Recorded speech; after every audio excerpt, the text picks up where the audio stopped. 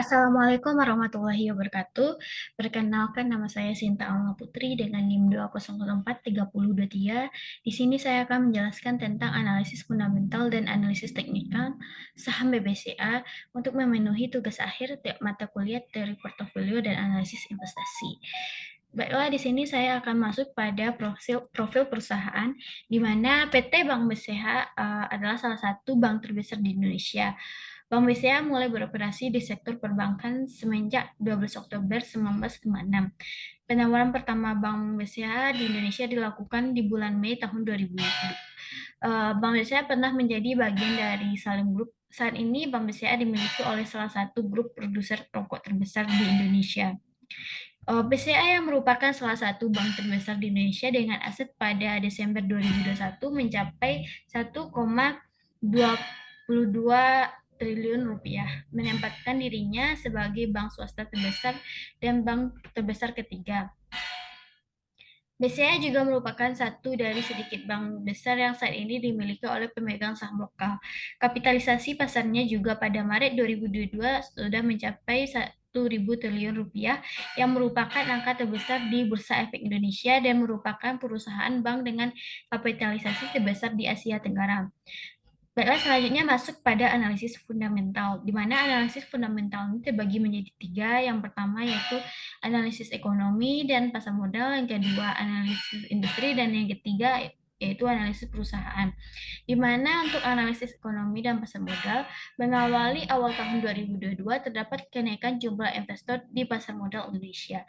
Diambil dari data yang dikeluarkan Custodian Central Efek Indonesia atau GISE, terdapat kenaikan jumlah investor pasar modal sebesar 5% dari akhir Desember 2021 sebanyak 7,45 juta ke akhir tahun 2022 sebanyak 7,86 juta. Kenaikan jumlah investor tentunya merupakan sinyal positif bagi perkembangan pasar modal Indonesia. Oleh karena itu, untuk berinvestasi saham di pasar modal Indonesia merupakan pilihan yang baik, terutama bagi saya merupakan seorang investor pemula. Yang selanjutnya yaitu analisis industri, di mana setelah melakukan analisis ekonomi dan pasar modal, maka selanjutnya melakukan analisis industri. Saya lebih memilih berinvestasi pada industri perbankan karena beberapa alasan, yaitu pertama, perbankan merupakan pusat ekonomi di Indonesia. Perusahaan besar meminjam uang ke bank untuk mengelola bisnisnya. Rakyat kecil meminjam uang untuk kebutuhannya sehingga bisnis bank cukup stabil. Yang kedua, ketika terjadi pandemi, saya mengira bank akan mengalami kerugian. Ternyata tidak. Meskipun labanya menyusut, tapi tidak sampai labanya rugi berturut-turut. Ketiga, saham BCA terutama buku 4 dan buku 3 seringkali memiliki pergerakan yang halus. Naik turunnya tidak seperti perusahaan-perusahaan lainnya.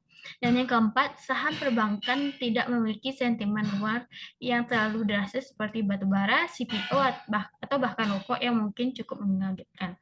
Sehingga saya tidak terlibat dengan isu yang akan mungkin saya tidak tahu. Yang selanjutnya yaitu analisis perusahaan.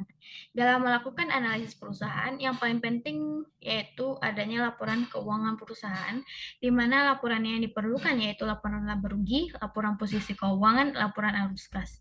Laporan tersebut diperlukan untuk melihat kondisi perusahaan. Pada aplikasi Motion Trade, kita bisa melihat ringkasan laporan keuangan perusahaan.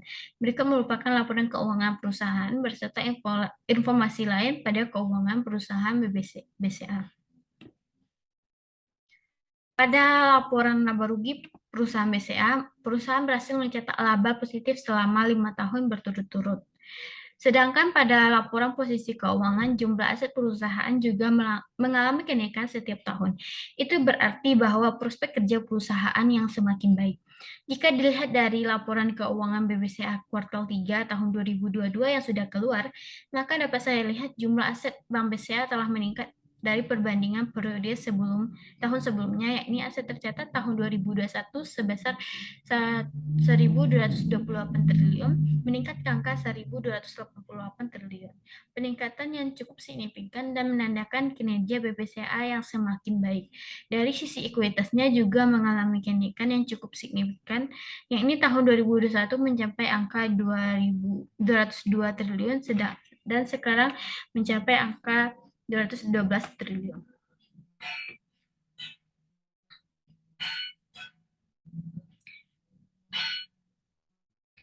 Begitu juga dengan laba bersih BBCA tampak mengalami kenaikan yang cukup signifikan dari periode sebelumnya yang mencapai 23 triliun naik menjadi 24 triliun.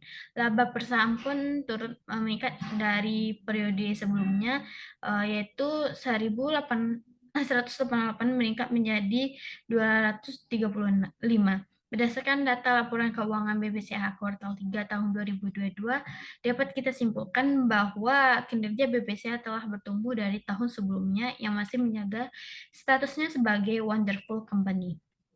Selanjutnya untuk sisi valuasinya berdasarkan data yang saya peroleh dari aplikasi Motion Trade untuk tahun 2022 pada tabel ini dengan valuasi per 27 kali dan sudah di atas 10 kali, artinya perusahaan menunjukkan bahwa harganya masih mahal. Begitu juga dengan PBV-nya yang di atas 1 kali, artinya menunjukkan bahwa saham BCA jauh diperdagangkan di atas nilai buku atau nilai wajar sahamnya dengan PBV yang mencapai 4,97 kali. Namun untuk ROA dan ROE-nya sangat bagus sebesar 3% dan 17,54%.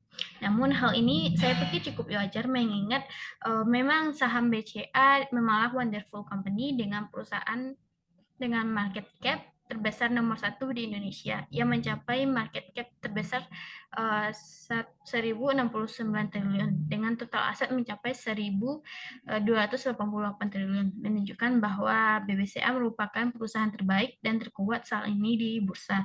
Tidak heran harga sahamnya dinilai mahal dengan kualitas yang mahal pula. Namun untuk saham BCA sendiri memang untuk menunggunya kembali ke harga wajarnya karena sudah jauh sekali karena BBCA memang perusahaan yang bagus dan terus bertumbuh, labanya besar dan tidak perlu juga dengan dividen. Jadi siapa juga investor yang tidak mau tidak nyaman untuk berlama-lama dan betah di dananya di BBCA. Jadi karena tujuan saya itu berinvestasi jangka panjang, maka saya lebih memilih saham BBCA yang termasuk ke dalam saham LQ45. Alasan lainnya memilih saham BCA yaitu saham BCA melakukan pembagian dividen intern tunai sebesar Rp35 per lembar saham untuk tahun buku 2022.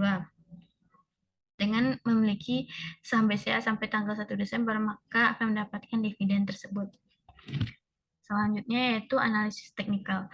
Berdasarkan grafik saham BCA di atas selama 5 tahun terakhir, saham BCA mengalami kenaikan harga, namun pada tahun 2020 sempat mengalami penurunan dikarenakan adanya pandemi COVID-19 yang membuat harga saham menurun. Tetapi sampai tahun 2022, harga saham mengalami kenaikan kembali.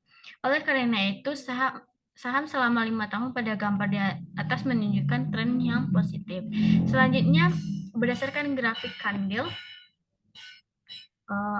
pada slide ini, selama bulan Oktober 2022 sampai September 2022, grafik saham menunjukkan pergerakan tren yang positif, di mana adanya peningkatan harga saham.